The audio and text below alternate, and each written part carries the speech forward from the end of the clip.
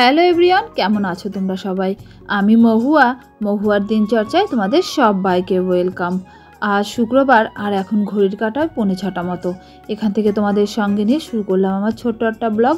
আশা করছি তোমাদের অনেক ভালো লাগবে। চলো তাহলে সঙ্গে থাকো আর দেখতে থাকো। অফিসের কাজে দাদু দুদিনের জন্য গেছে ব্লকে, মানে পরশুদিন গেছে, আজ ওই সন্ধ্যায় ফিরে আসবে। আর এখন আমার কাঁধে দায়িত্ব পড়েছে পুচুকে স্কুলে দিয়ে আসার, মানে নিয়ে আসতে তো হয়, এখন দিয়ে আসাটাও আমার কাঁধে। আর কি জানো তো, রাত্রেবেলায় যদি কিছু ভেবে ঘুমোই না যে কালকে তাড়াতাড়ি করে উঠে পুচুকে স্কুলে দিতে হবে বা অন্য কিছু, তাহলে না রাতে সেইভাবে ঘুমোতেই পারি না। আজকেও সেটাই হয়েছিল। 6টার সময় অ্যালার্ম দেওয়া ছিল, তার আগেই কিন্তু উঠে পড়েছি। আর এখন পুচুর স্কুলের টাইমিংটা না একটু চেঞ্জ করেছে, কারণ এখন যে দিনটা অনেক ছোট হয়ে গেছে। তাই সকালবেলায় যখন একসাথেই ভাবলাম সবাই উঠে গেছি, তাহলে বেডটাও একবারেই পরিষ্কার করে উঠি। সেই মতো দেখো বিছনাপত্র সমস্ত গুছিয়ে নিই, তারপরে উঠে পড়লাম। তারপরে একটু ফ্রেশ হয়ে চলে এসেছি রান্নাঘরে। আগে পুচুর টিফিনটা কি বানাবো সেটাই আগে ভাবছি গুছিয়ে রাখি। সেই মতো দেখো কাল রাতে ভেবে রেখেছিলাম আজকে ওকে একটু লিট্টি বানিয়ে দেবো সুজি দিয়ে। ভীষণ সহজ জানো, খেতেও কিন্তু ভীষণ ভালো লাগে। তাই ভাবলাম ওর জন্য যখন বানাবো তাহলে আমার জন্য একটু বানিয়ে রাখি, সকালে এটা দিয়েই আমার সকালের নাস্তা হয়ে যাবে।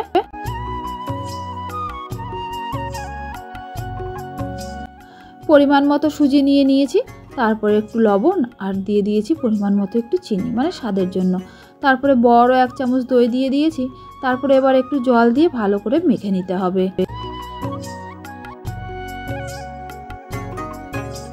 ইডলির ব্যাটারটা না গাঢ় হবে না পাতলা হবে, সেমনভাবে করতে হবে। একটু মোটা মনে হচ্ছিল, তাই একটু জল দিয়ে আবার একটু মেখে নিলাম। তারপরে একটু তেল দিয়ে ভালো করে মেখে নিয়ে এবার এটাকে 15-20 মিনিটের জন্য ঢাকনা বন্ধ করে রেখে দেবো।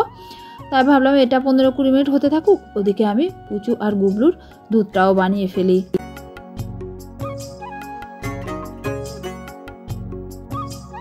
পুচুর কাছে জিজ্ঞাসা করতেই পুচু বললো আজকেও দুধ বিস্কিট খেয়ে যাবে। সেই জন্য দেখো দুধটা নিয়ে নিয়েছি কাপে, আর এদিকে গুবলুর দুধটাও বানিয়ে নেব তাড়াতাড়ি করে, কারণ ওরও না খিদে পেয়ে গেছে।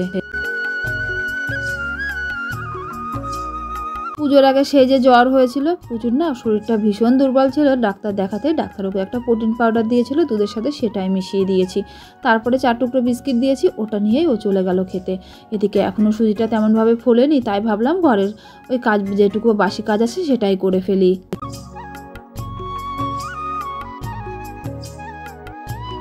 কি জানো তো, এক একজনের সংসারের ঝামেলা এক এক রকম। আর সংসারে তোমার কেমন কি কাজ থাকবে, কতটা ঝামেলা, সেটা কিন্তু সংসারের ওই এক একজন মানুষের উপরেও নির্ভর করে। আমার যেমন যেভাবে সুবিধা হয় আমি কিন্তু সেভাবেই কাজগুলো করি। আমার যেমন ঘুম থেকে উঠে তাড়াতাড়ি করে রান্নাঘরে ছুটতে হয়, আমি সেটাই করি। রান্নাঘরের কাজগুলো আগে করে নিয়ে তারপরে সেই ফাঁকে ফাঁকেই আমি অন্য কাজবাজ করতে থাকি।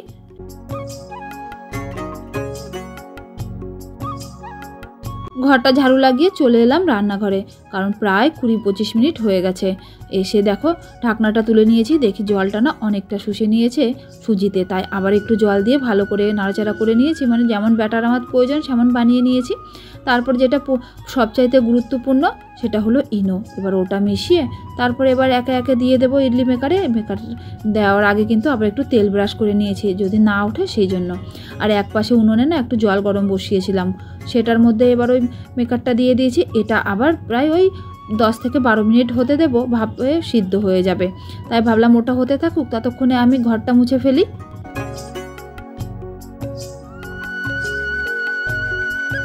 দাদু বাড়ি না থাকলে না সকালের এই কাজটুকু করতে ভীষণ অসুবিধা হয়ে যায়, মানে ওই সকালেই তো আমার বেশি ঝামেলা থাকে।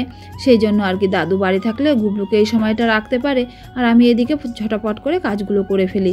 কি আর করব, ওই যে দেখো কত অসুবিধা করছে, একটা করতে যাচ্ছি ও আর একটা করে ফেলছে, সেটাই আমাকে করতে হচ্ছে। ওদিকে ঘরগুলো ভালো করে মুছে ডোরমেটগুলো জায়গা মতো রেখে চলে এসেছে রান্নাঘরে। দেখেছো আমার ইডলিগুলো ফুলে কত সুন্দর হয়েছে দেখতে, এটা নরমও হয়েছে একদম তুলতুলে, আর খেতেও কিন্তু ভীষণ ভালো লাগে।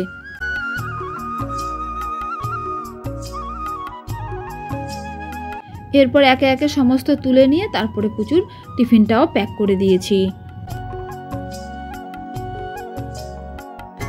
আমি একজন সাধারণ গৃহবধূ, আমার কাজকর্মগুলো অতি সাধারণ, যেগুলো তোমাদের সামনে ভিডিও আকারে তুলে ধরি। তোমাদের যদি ভালো লাগে তাহলে প্লিজ একটা লাইক, কমেন্ট করে সাবস্ক্রাইব করে আমার সাথে থাকতে পারো। আর আমার ভিডিও তোমাদের কেমন লাগে যদি কমেন্ট আকারে বলো তাহলে আমার ভীষণ ভালো লাগবে।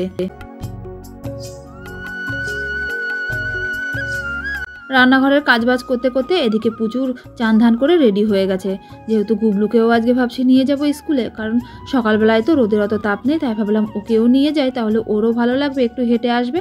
পাশে বান্ধবী আছে, রেখে যেতেই পারতাম, তাও ভাবলাম যাই একটু হেঁটে আসুক। আর দেখো বাইরে বের করেছি, কত খুশি ওখানে ঘোড়া দেখে। ঘোড়াকে আবার বাই বাই করে ও ভাইয়ার পিছন পিছন ছুটছে। যাই হোক, পুচুকে স্কুলে পৌঁছে দিয়ে ফিরে এসেছি। ওই 15-20 মিনিট লেগে গেল বাড়ি আসতে আসতে, কারণ গুবলুকে নিয়ে আস্তে আস্তে হেঁটে হেঁটে এটা ওটা দেখাতে দেখাতে এলাম, তো সেই জন্য এসে আরাম করে এক কাপ চা নিয়ে বসলাম, এখন একটু শান্তি। এরপরে আর কি রান্নাবান্নার আজকে তেমন ঝামেলা নেই, একার জন্য তেমন কিছু রান্নাও করতে ইচ্ছা করছে না, তাই ভাবলাম কিছু জামা কাপড় আছে সেগুলোই ভিজিয়ে নিয়ে চান ধান করে তারপরে যা করার করবো। চলো তাহলে ভিডিওটা আজকে আর বড় করব না, এটুকুই থাক কেমন। দেখা হচ্ছে নতুন একটা ভিডিওর সাথে। ততদিন তোমরা সুস্থ থেকো, ভালো থেকো আর আমার পাশে থেকো। টাটা।